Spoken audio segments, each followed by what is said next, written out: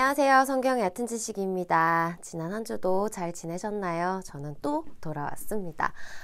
이제 여름이 조금씩 더 많이 지나가고 있는 것 같아요. 여러분, 그럴수록 더 건강 주의하시고 휴가 다녀오실 때도 조심조심 하시면서 다녀오세요.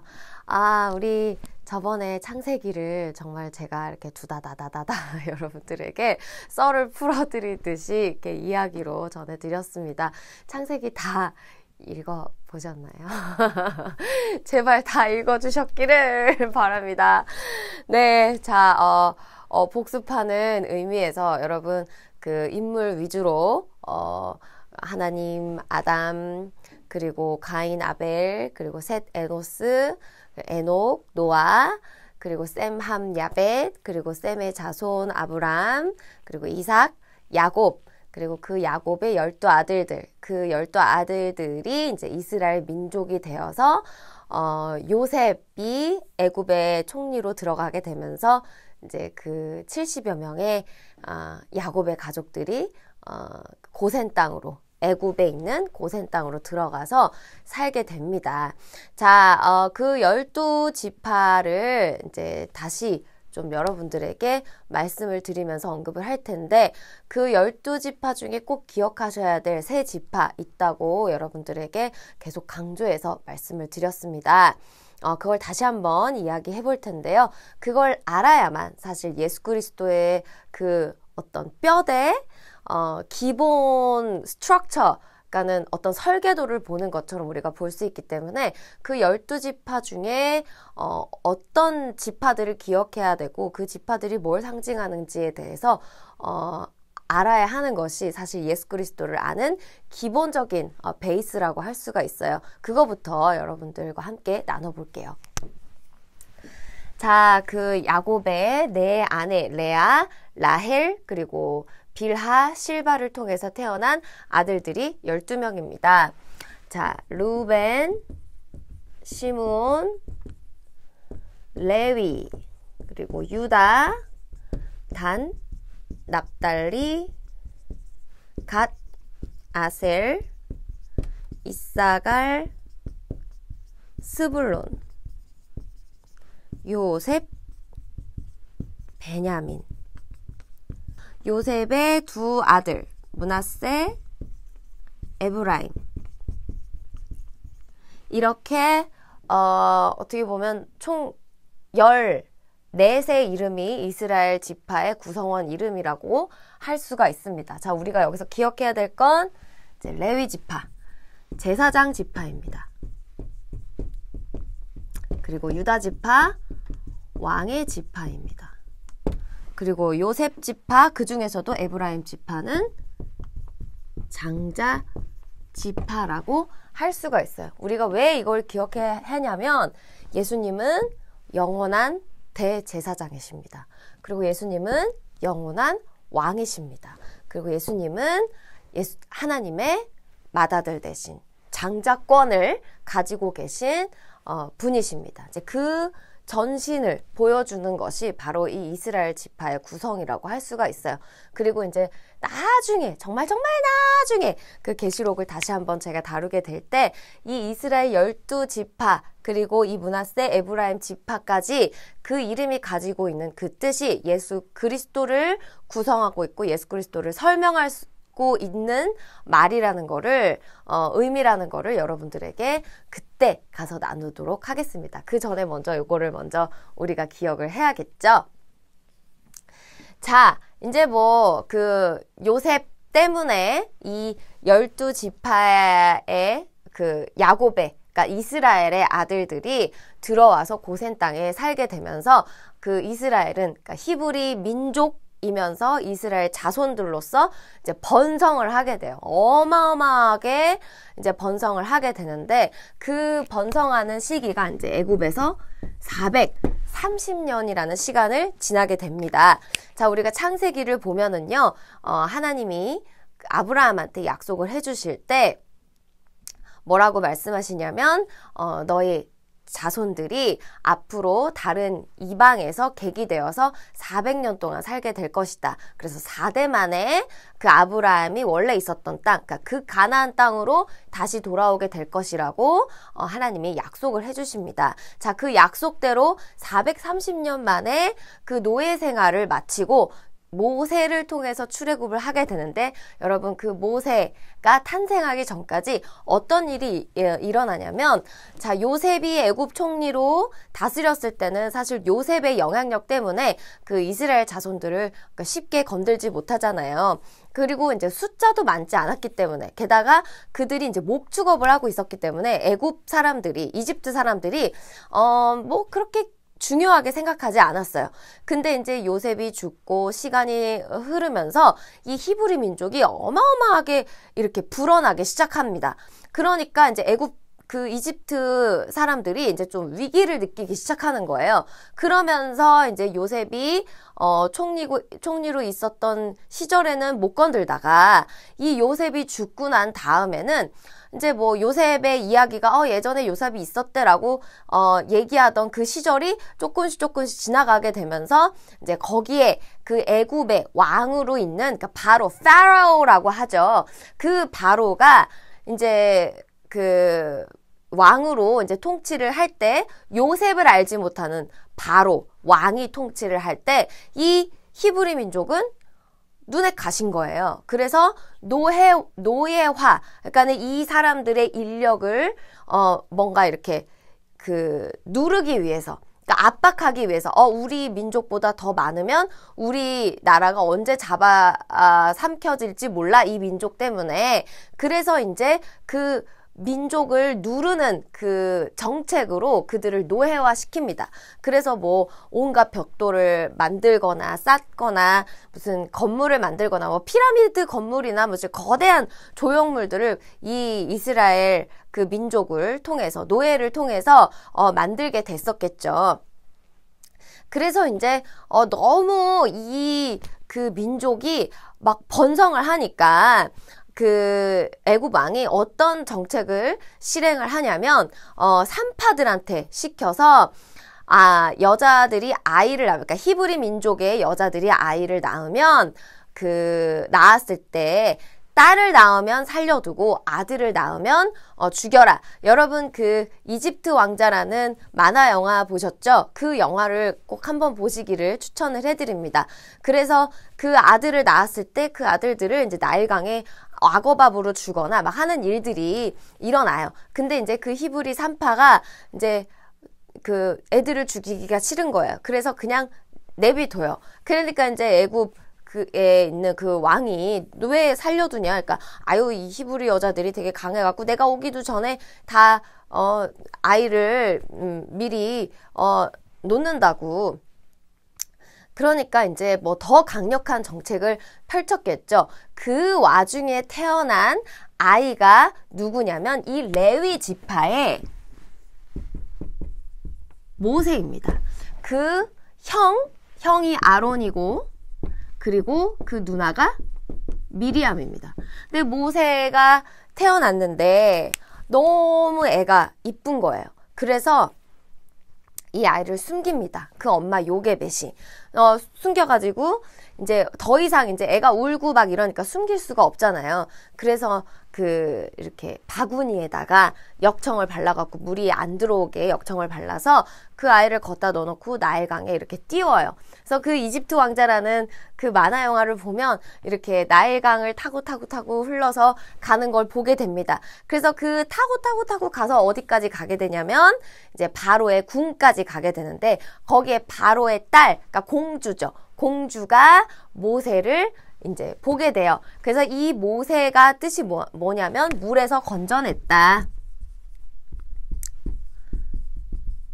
물에서 구원했다라는 그런 뜻입니다. 그래서 이제 이 모세는 한 40년간을 바로의 궁에서 지내게 됩니다. 이제 그러다가 자기가 이제 뭐 히브리 민족이라는 거를 알았겠죠. 근데 히브리 민족 한 명하고 애굽 사람 한 명이 둘이 싸우는 거를 보는 거예요. 그러니까 이 사람이 성질이 불같았던 모양이에요. 그 싸우는 걸 보고 이 애굽 사람을 죽여버려요. 그래서 그거를 이렇게 시체를 어디다 묻어 놓는 거예요. 그랬는데 어느 날 이제 히브리 민족들끼리 이제 히브리 민족인 두 사람이 이렇게 막 싸우고 있는 거를 이제 보게 된 거예요. 봤는데 이제 그 모세가 다가왔고, 야, 너네는 왜 같은 동료끼리 싸우냐? 너네들이 히브리 민족인데 서로 도와야지 라고 얘기를 하니까 그 히브리 사람이 뭐라냐면, 야, 너는 뭐 무슨 판관이냐? 판관인 사람이 사람을 죽여? 나 너 애굽 사람 죽인 거 알아? 라고 얘기를 한 거예요. 그러니까 이제 그 말이 바로의 귀에 들어가면서 이제 모세를 이제 잡아 죽이려고 이제 막 한 거죠. 그러니까 이제 모세가 도망을 가갖고 광야로 도망을 갑니다. 그래서 그때 누구를 만나냐면 이드로라는 그 미디안 광야의 제사장을 만나게 되는데, 이 이드로한테 7명의 딸이 있었어요. 근데 그 중에 십보라라는 그 딸과 이제 결혼을 합니다.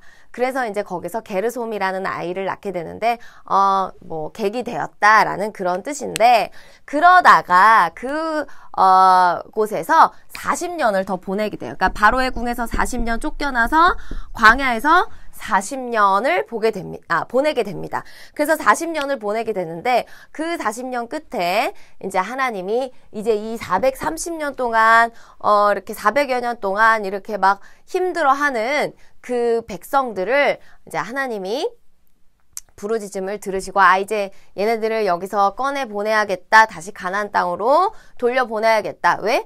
아브라함한테 하신 약속이 있기 때문에 그 약속을 지키기 위해서 광야에서 생활한 지 40여 년 만에 모세를 부르시게 됩니다. 근데 여러분 아시잖아요. 그러니까 그 떨기나무에서 나타나신 하나님. 그러니까 떨기나무가 있는데 거기 막 불이 타고 있는데 이게 나무가 안 타는 거예요. 그래서 이게 뭔가? 그랬는데 그때 이제 하나님의 음성을 듣게 됩니다. 음성을 듣게 되면서 이제 이 모세가 이렇게 명령을 받게 돼요. 그러면서, 당신 누구십니까? 아브라함과 이삭과 야곱의 하나님이라는 건 알겠는데, 사실 하나님에 대한 인포메이션, 그러니까 하나님이 누구신지, 어떤 분이신지, 뭐 하는 분이신지, 어떤 신인지 사실은 잘 알지 못했던 때였어요. 그래서 하나님이 자기를 소개하십니다. 나는 스스로 있는 자니라, 내 이름은 여호와다 라고 이제 모세한테 소개하시면서 이제 그 지팡이가 뱀으로 변하고 손에 나병이 났다가 다시 낫고 막 이런 그 기적을 하나님 보여주시면서 내가 너를 통해서 이제 그 400년 동안 지금 노예 생활을 하고 괴로워하고 있는 이스라엘 백성들을 내가 이제 내보내서 젖과 꿀이 흐르는 그 땅, 가나안 땅으로 내가 인도하겠다라고 말씀을 하십니다. 근데 이제 모세가 사실 40년 동안 바로 궁 안에 있었을 때 뭐 부르셨다면 모르겠지만, 이게 이제 나와가지고 도망자 신세고 살인자였고 도망자 신세였고 40년 동안 이제 광야 생활을 하는데, 무슨 자기가 무슨 힘이 있어서 바로한테 가갖고 그냥 우리 백성 내보내시오. 그리고 바로만 설득을 시켜야 되는 게 아니라 이스라엘 민족도 설득을 시켜야 되는 거잖아요. 예전에 무슨 소리 듣고 왔어요? 네가 우리 재판관이냐 하고 히브리 민족한테, 자기 민족한테 그런 소리를 듣고 나왔단 말이에요. 그러니까 얼마나 자신감이 없겠어요. 그러니까 이제 나 그거 설득할 자신이 없어요. 그랬더니 하나님이, 야, 네 형 아론이 있지 않냐? 네 아론이 말을 잘하니까 그 형을 만나서 같이 일을 도모해라 라고 말씀을 하십니다. 그래서 이제 이렇게 정말 그래 한번 가보자 하고 이제 하나님 보여주신 게 있으니까 가보자 하고 이제 가게 돼요. 가서 광야에서 이제 아론을 만나서 아론과 함께 이제 바로한테 가갖고 얘기를 합니다. 내가 하나님의 명령을 듣고 여기 왔는데 우리 민족이 광야로 가갖고 제사를 드리러 가야 되니까 우리 민족을 내보내라. 그러니까 어떤 왕이 사실은 자기의 나라의 경제적 기반을 지탱하고 있는 게 사실 노예제도거든요. 그러니까 그 노예들을 빼내간다는 건 그냥 나라를 망하게 하겠다는 거나 다름이 없는 얘기니까, 그러니까 콧방귀도 안 끼는 거야. 프리 민족의 하나님, 아이고 웃기고 있네 라고 생각할 거예요. 왜냐면 그 히브리 민족을 지배하고 있는 사람들이 바로 자기들이고 자기들이 믿고 있는 그 신이 얘네들보다 세니까 지금 이렇게 내가 지배를 하고 있는 거지. 400년 동안 지금 우리 밑에서 벌벌벌벌 기는 애들이 무슨 히브리 민족의 하나님이 와가지고 무슨 이 노예들을 빼내겠다고, 이 민족을 빼내겠다고 웃기는 소리 하지 마. 귓등으로도 안 들은 거예요. 그러니까 사실은 이 바로의 말이 맞게 들릴 수도 있는 거죠. 그러니까 이 모세와 아론이 생각했을 때 우리가 지금 괜한 짓을 하는 건가? 내가 지금 멍청한 짓을 하는 건가? 그런 생각이 왜 안 들겠어요? 아니 멀쩡한 사람이 가서 얘기를 해도 이렇게 기뚱으로도 안 듣겠지만 지금 노예 신분인 사람이 가가지고 얘기를 하니까 무슨 말이 안 되는 거죠. 그러니까 아론도 모세도 뭔가 이렇게 좀 어리둥절하면서 내가 지금 이걸 믿어야 되나 말아야 되나 하는 그런 기점에 서 있다라는 걸 우리가 알 수가 있어요. 그래서 이제 어찌됐든지 간에 하나님이 계속 이제 모세를 푸시를 하는 거죠. 야, 나일강에 가갖고 요맘때쯤에 지금 바로가 이제 배 끌고 나일강에 올 테니까 그때 나일강을 지팡이로 쳐라. 그러면 피로 변하게 될 것이다. 라고 이제 그 첫 번째 재앙부터 이제 시작을 합니다. 그래서 10가지 재앙이 일어나게 되는데 그 10가지 재앙들을 이제 제가 살펴보면서 정말 신기한 걸 발견을 했어요. 자, 일단 첫 번째부터 5번째까지 제가 그 과정을 적어봤습니다. 여러분, 모세가 지팡이를 들고 하면 그대로 뭐가 일어나고 이스라엘과 그 애굽 진영이 구분이 돼서 그렇게 재앙이 일어나는 걸로 사실은 우리가 이렇게 그냥 대충 알고 있잖아요. 그 대충 알고 계신 게 맞긴 맞는데 제가 더 자세히 들여다보니까 이게 처음부터 하나님이 구분하신 게 아니더라고요. 자, 피재앙을 했을 때 하나님이 명령하신 그날에 바로 즉시 행하십니다. 근데 모세가 듣고 모세와 아론이 같이 이 일을 행해요. 그러니까 모세가 지팡이를 들었지만 모세와 아론이 모세도 지팡이를 들었고 아론도 지팡이를 들었어요. 그래서 같이 행해요. 그래서 피가 됐는데 콧방귀도 안 끼고 바로 궁을 들어갔어요. 왜? 요술사가 똑같이 그 물이 피가 되는 그 일을 행했기 때문에 바로가 뭐야? 쟤네들 할 수 있는 거 우리도 할 수 있어. 이렇게 되는 겁니다. 이때는 구분이 없었어요. 그러니까 이스라엘과 애굽 진영 사이에 구분이 없었습니다. 그러니까 이스라엘 사람이든 애굽 사람이든 이 피의 재앙으로 일어나는 재앙의 그 쓴맛을 같이 볼 수 있었던 거예요. 자, 2번째, 개구리 재앙. 개구리 재앙도 하나님이 말씀하신 그날에 바로 즉시 그 개구리들이 물에서 나오게 됩니다. 근데 모세가 듣고 아론이 행하는데 하나님이 명령하신 그대로 아론이 행하지 않습니다. 어떻게 구체적으로 나오냐면 모세가 듣고 아론이 행하는데 지팡이를 잡고 물 위에 팔을 내밀어라 라고 명령하십니다. 근데 어떻게 행하냐면 물 위에 손을 내민다고 나와 있습니다. 그래서 어찌됐든지 간에 일이 일어났는데 요술사도 행하는 거예요.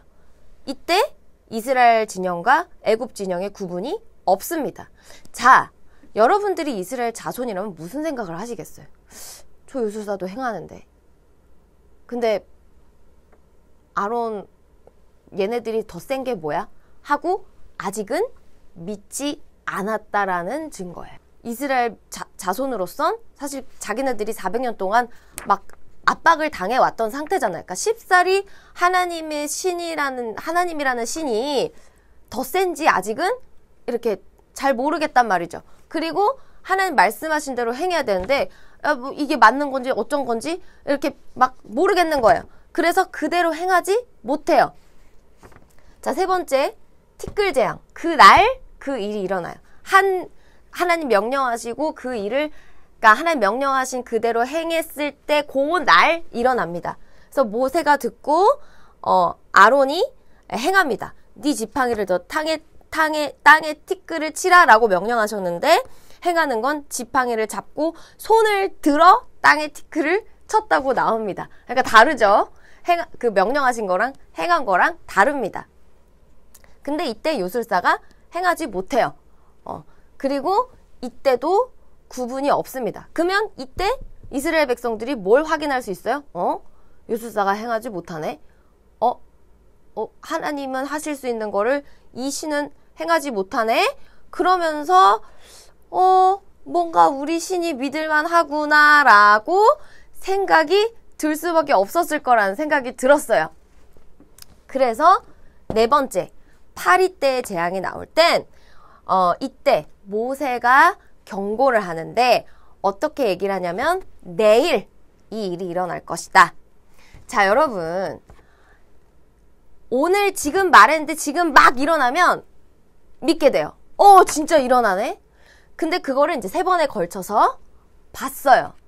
봤는데 하나님 명령하셨는데 내일 일어날 거야 라고 얘기를 하면 내일 일어날 거라고 여러분들이 믿으시겠어요? 안 믿으시겠어요? 여태까지 하나님 말씀하신 대로 그대로 된 거를 계속 내리 봤단 말이에요. 그러니까 내일 일어날 거야 라고 얘기를 해도 그거를 믿게 되겠죠. 그럼 모세가 믿게 되면 아론도 믿게 될 거고 그 백성들도 여기까지 하나님이 증거하신 게 있으니까 믿게 된단 말이죠. 그래서 여기서부터 구분이 일어납니다.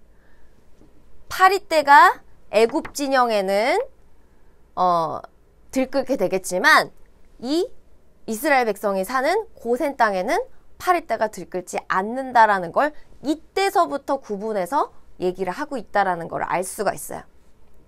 자, 그래서 모세가 그냥 경고로 끝납니다. 그러니까 무슨 뭐 지팡이를 들어라, 손을 내밀어라 이런 것 없이 아론이 행하는 것 없이 그냥 모세가 그냥 말씀으로만 경고를 합니다. 자, 이 가축 죽음의 때도 자, 모세가 경고할 때 내일 일어날 거야 라고 그렇게 자신만만하게 얘기할 수 있는 근거는 뭐예요? 앞서서 이 일들이 일어났기 때문에 모세가 자신만만하게 경고할 수 있는 겁니다. 내일 일이 일어날 거야. 그래서 그대로 내일 일이 일어납니다. 그리고 이 백성도 믿게 돼요. 그래서 하나님이 그 땅과 고센 땅을, 애굽 땅과 고센 땅을 구분해서 애굽 땅에 있는 가축들은 죽게 되고 고센 땅에 있는 가축들은 죽지 않게 됩니다. 자, 구분하신 그 기준과 구분하시지 않은 그 기준이 무엇이냐? 바로 믿음입니다.